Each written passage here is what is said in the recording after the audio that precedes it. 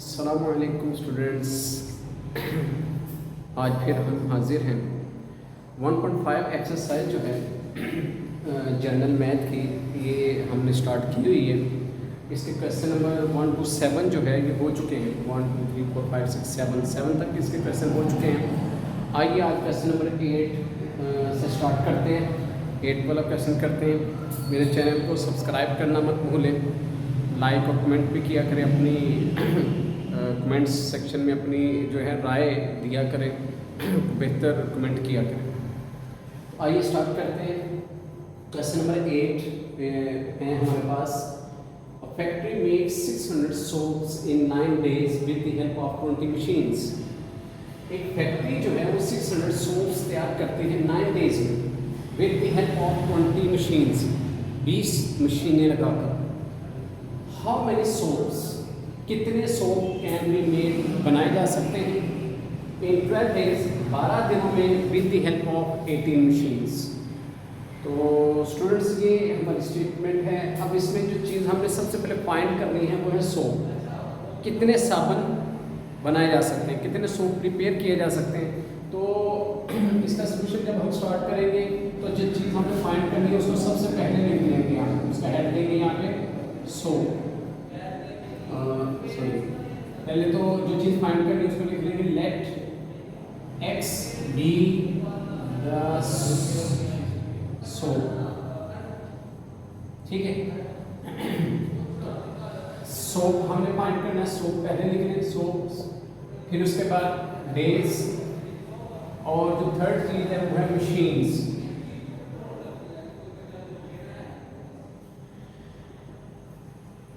तीन हेड जो हैं ये मैंने दे दी, सोप्स, डेज एंड मशीन।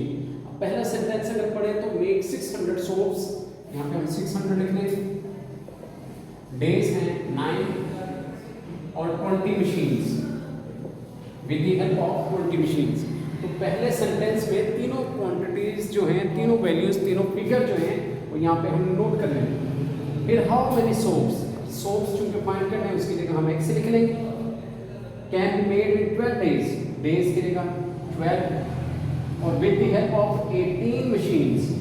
अब 18 मशीन अगर हमें लिखना है यहाँ पे तो हम क्या करेंगे, यहाँ पे 18 और यहाँ पर रेशो का साइन जो है ये हम लगा देंगे, रेशो के साइन बीच में रहेंगे। अब यहाँ पर जब हम क्वेश्चन को इस शेप में ले आते हैं तो उसके बाद हमने एरोज लगाने होते हैं। एरोज जो हैं कि हमने देखना होता है कि क्वेश्चन इन डायरेक्ट प्रोपोर्शन में है कि इन्वर्स प्रोपोर्शन में है।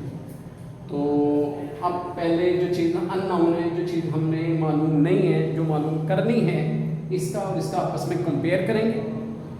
देखेंगे कि 9 days में 600 सोप्स तैयार हो जाते हैं। डेज कम हो गए कि ज़्यादा, इंक्रीज करें, ज़्यादा हो गए 12, यानी डेज जो हैं ये 12 हो गए, डेज बढ़ गए।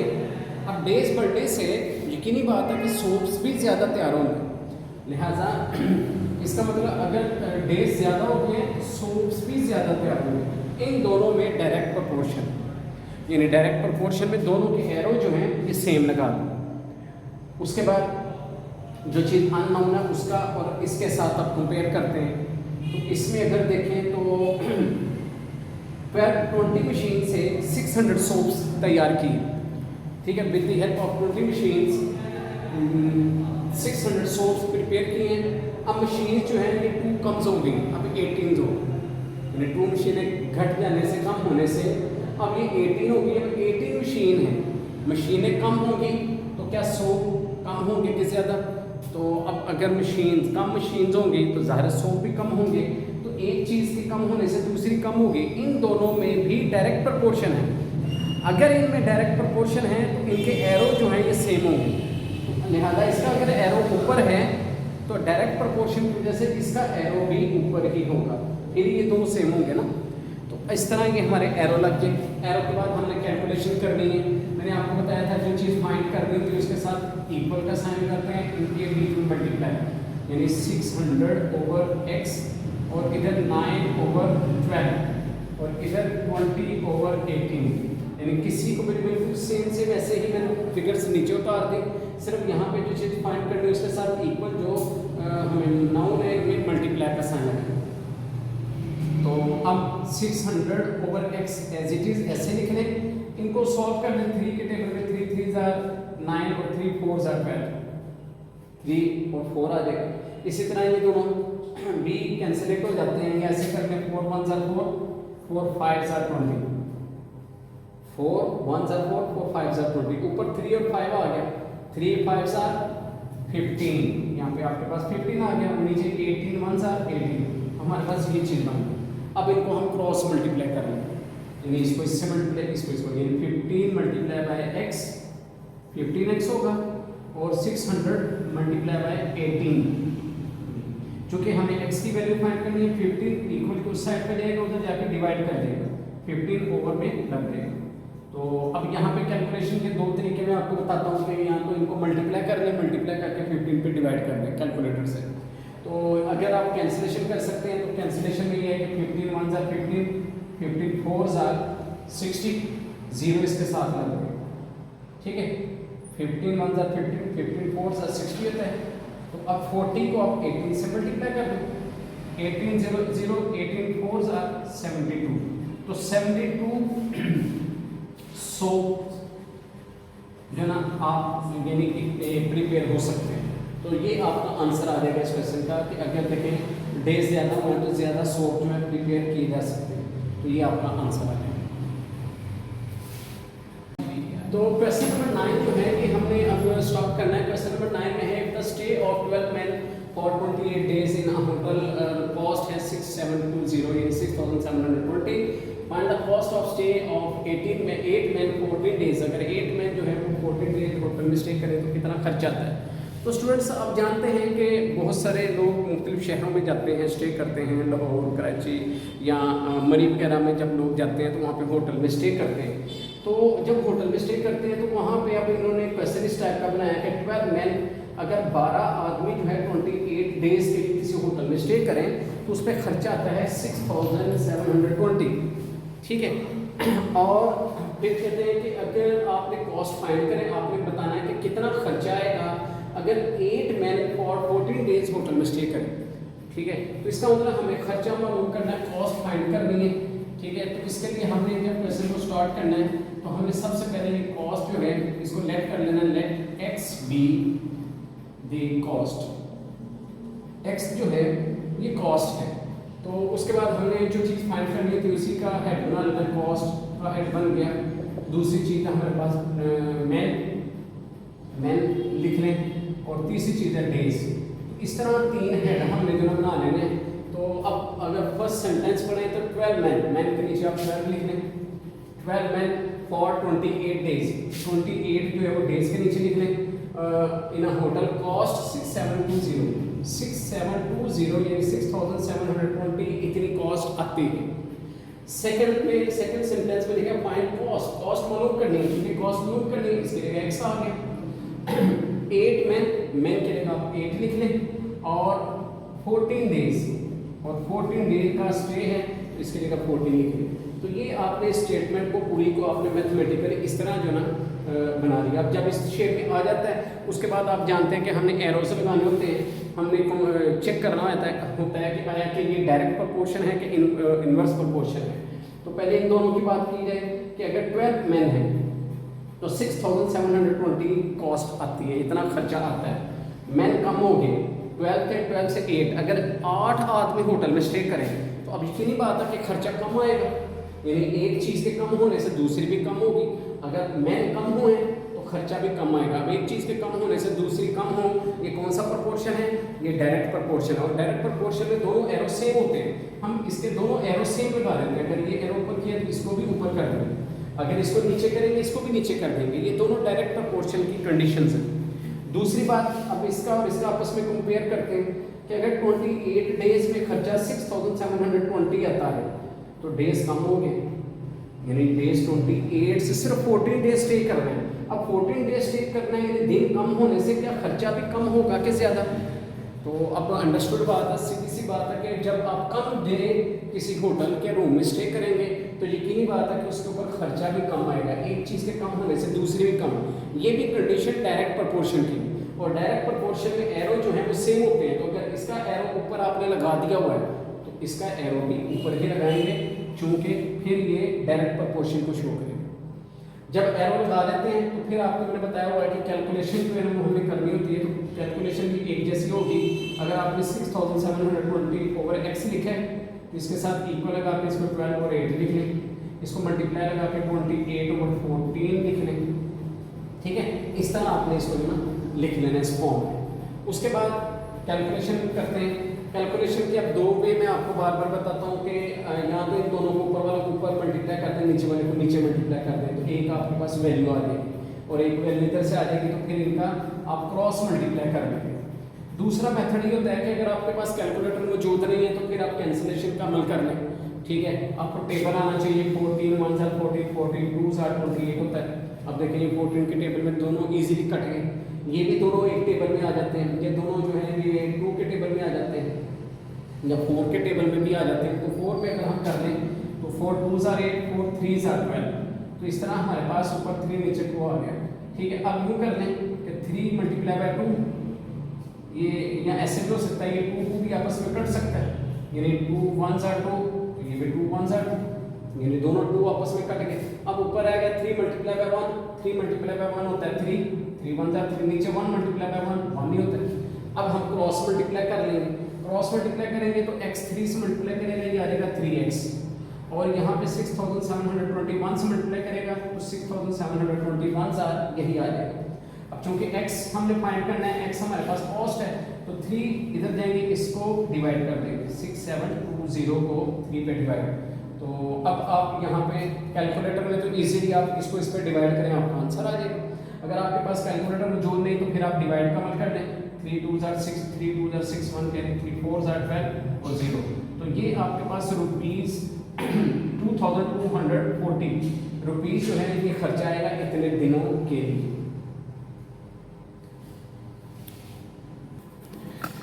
क्वेश्चन नंबर 10 जो है स्टूडेंट्स, अब हम ये करेंगे, क्वेश्चन नंबर 10 में है if the stay of 14 men। अब क्वेश्चन नंबर 10 बिल्कुल सेम ऐसे है जैसे क्वेश्चन नंबर 9 हमने किया है, बिल्कुल सेम उसी तरह की स्टेटमेंट है। If the stay of 14 men for 8 days in hotel cost 22,400।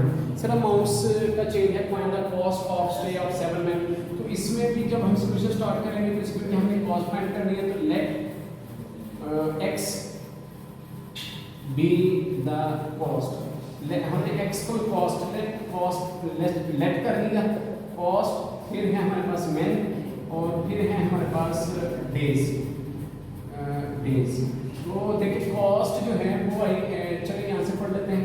The stay of 14 men, 14 men अगर होटल में स्टे करते हैं और 8 डेज के लिए तो उसकी कॉस्ट आ रही है 22,400।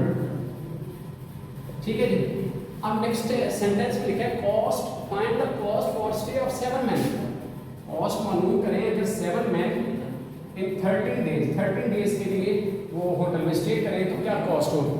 अब ये क्वेश्चन बिल्कुल पीछे वाले सेम क्वेश्चन उसी टाइप है, कंपैरिजन करें आपस में, तो 14 men के लिए इतना खर्चा आता है, यानी 14 men अगर होटल में स्टे करें तो इतना खर्चा आता है। अगर 7 men करें, अब मैन कम होने से यकीनी बात है खर्चा कम हो जाएगा।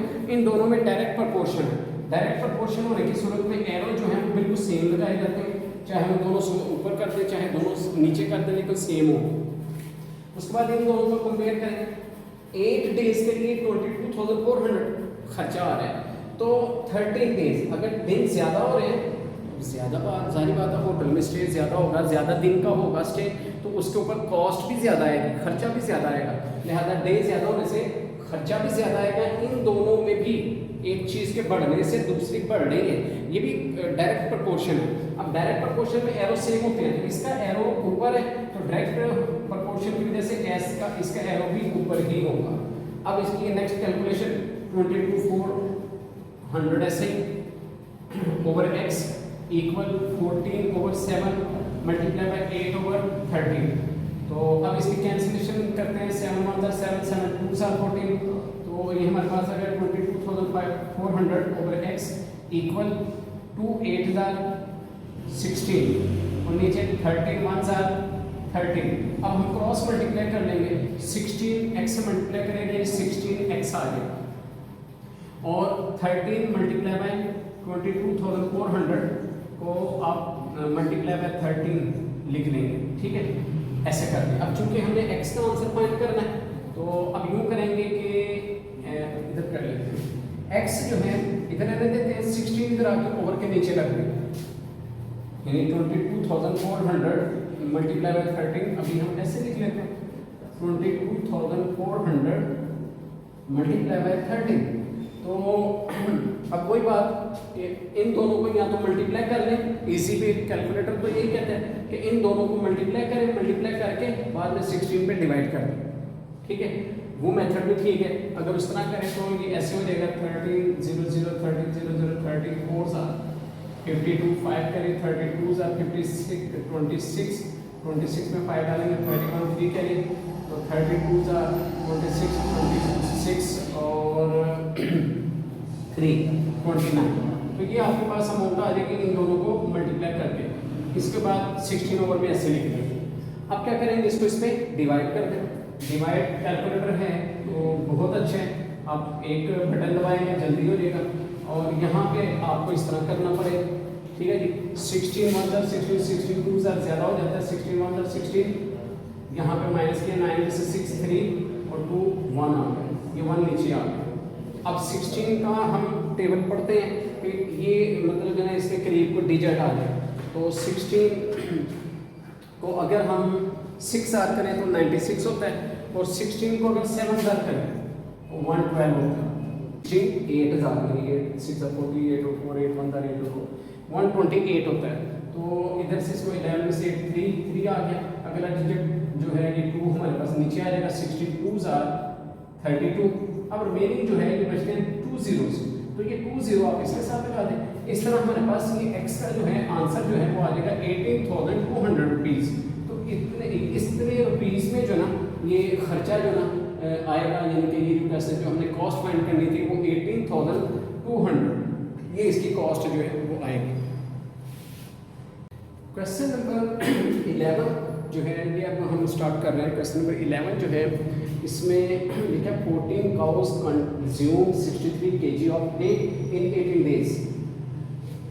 14 cows यानी 14 गाय consume 63 kg of hay, 63 kg यानी 63 किलोग्राम जो है है यानी घास फूस जो गाय चारा खाते हैं, चारा खाती हैं जो गाय, तो वो चारा जो है 18 डेज तक खाती हैं, यानी 63 kg जो है वो 18 डेज तक खा सकती है।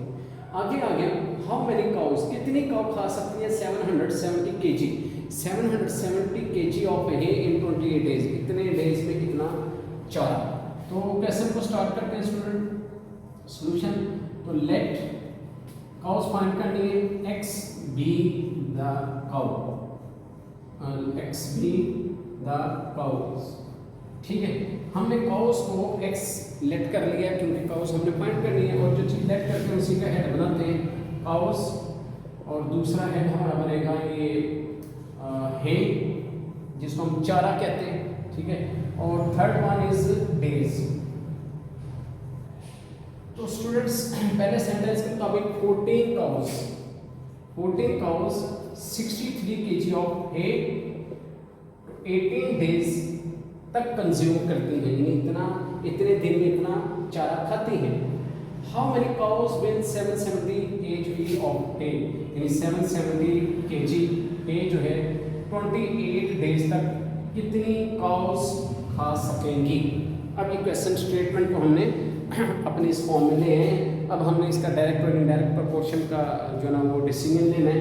तो 63 kg ऑफ है जो है वो 14 काउ खा सकती हैं। अब है यानी चारा अगर ज़्यादा होगा, अंडरस्टूड बात है, गाय ज़्यादा होंगे तो खा सकती हैं, यानी ज़्यादा गाय खा सकती हैं, यानी अगर चारा जो है वो है जो है वो अगर ज़्यादा है तो काउस भी ज़्यादा खा सकती हैं। लिहाजा इन दोनों में डायरेक्ट प्रोपोर्शन है। इसलिए डायरेक्ट प्रोपोर्शन है कि अगर है ज़्यादा हो रहा है तो काउस भी ज़्यादा होंगी, ज़्यादा चारा ज़्यादा गाय खाएंगी। उसके बाद इन दोनों को आपस में कंपेयर करते हैं। 18 डेज में 14 काउ खा सकती हैं, ठीक है। स्टूडेंट 18 डेज में अगर 14 काउस जो है ये चारा खा सकती हैं, लेकिन 28 डेज अगर डेज ज़्यादा कर दिए जाएं तो क्या अभी भी इतनी काउस खाएंगी या इससे कम या इससे ज़्यादा? अब ये हमने सोचना है। तो अब देखिए, अगर डेज ज़्यादा, अगर किसी चीज़ को जो खाना है हमने, अगर वो ज़्यादा दिन तक का हमने उसको चलाना है तो हमें उसके लिए क्या करना पड़ेगा? अगर डेज ज़्यादा है तो हमें काउ कम करनी पड़ेंगी, ताकि तभी जो ना वो चारा जो है उतने दिन के लिए काफ़ी होगा। ठीक है, लिहाजा इसमें अगर डेज ज़्यादा होते हैं तो हमें काउ कम करनी पड़ेगी। इन दोनों में इन्वर्स प्रोपोर्शन है। इन दोनों में इन्वर्स प्रोपोर्शन होने का ये मतलब है कि अगर ये एरो ऊपर है तो ये एरो नीचे आ गया। अब ये दोनों एरो सेम हो गए, इनको बिल्कुल हम ऐसे लिख लेते हैं 14/x इज इक्वल टू 63/770, जबकि इसको हम क्या करेंगे 28 ऊपर लिख लेंगे 18 नीचे, क्योंकि ये इन्वर्स प्रोपोर्शन इसका एरो अलग है, इसकी कैलकुलेशन का अंदाज अलग हो जाएगा। ये दोनों बिल्कुल सेम ऐसे नीचे उतार दिए, इसको हमने रेसिप्रोकल लेके उतार दिया। ठीक है, अब इसको हम क्या लिखते हैं, तो इसकी कैलकुलेशन करते हैं। तो देखें, अगर हम देखें तो 7 के टेबल में 7 9s are 63 होता है, 7 9s are 63 और 7 1s are 7 7 1s are 7 और ये 0 ऐसे ही आ जाएगा। ठीक है, बिल्कुल इजी, कोई मुश्किल नहीं है। 7 के टेबल में 7 9s are 63 होता है, 7 1s are 7 7 1s are 7 0 as it is. ठीक है जी, उसके बाद ये देखिए 9 1s are 9 9 2s are 18। अब 9 के टेबल में 18 तो आता है, तो 9 1s are 9 9 2s are 18। ठीक है जी, इसी तरह 2 और 18 28 ये भी कट जाता है आपस में, यानी ये 2 1s are 2 2 1s are 2 और ये 2 4s are 8। तो इस तरह हमारे पास ऊपर आ गया 14 और 1, 14 1s are 14 और नीचे आ गया 110 मल्टीप्लाई बाय 1 110 मल्टीप्लाई बाय 1 110 ही आ गया। अब हम क्रॉस मल्टीप्लाई की तरफ बढ़ते हैं, 14 मल्टीप्लाई बाय 110 और x मल्टीप्लाई बाय 14, यानी 14 मल्टीप्लाई बाय x और 14 मल्टीप्लाई बाय 110।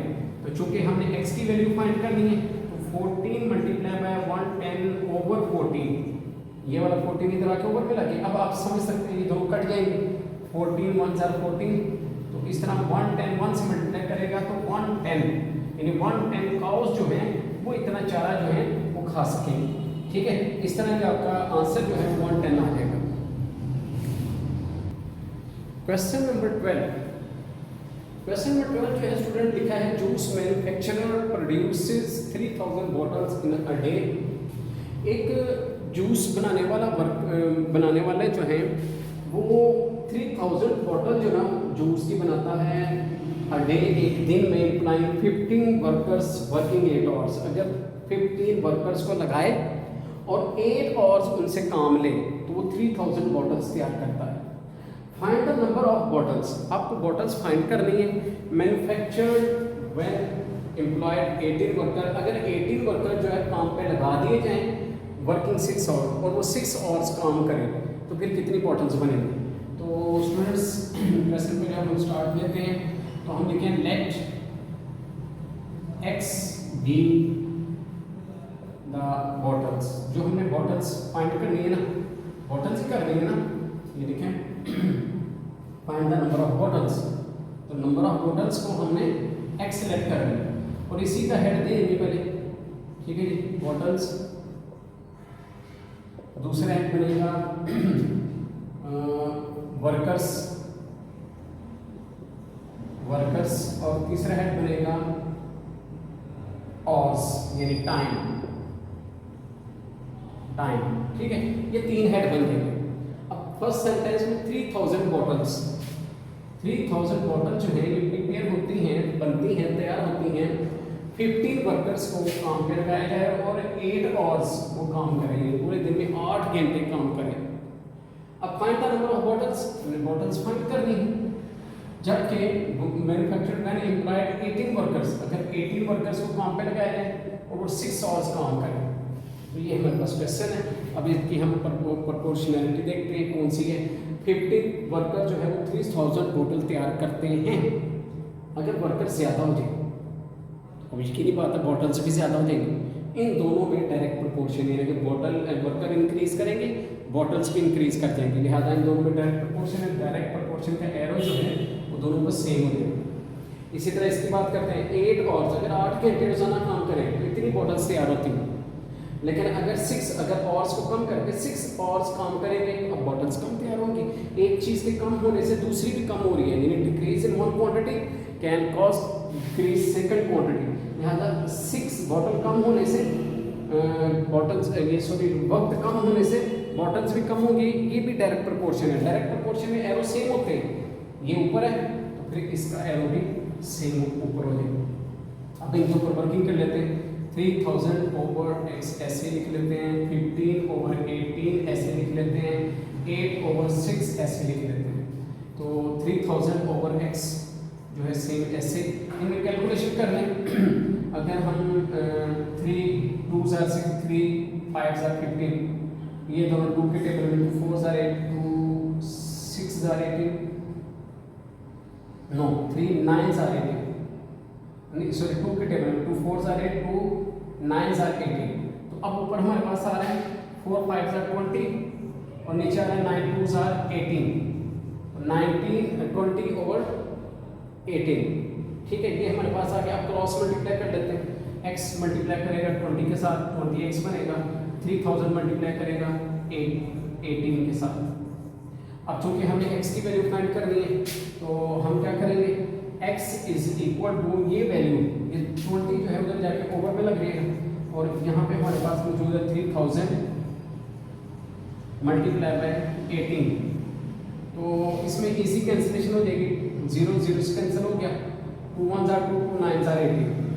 तो 300 को 9 से मल्टीप्लाई कर ले, यानी 300 multiply by 9, x is equal to 3 9 jar 27 2700 bottle जो है ये जो ना ये कंपनी प्रिपेयर करेगी।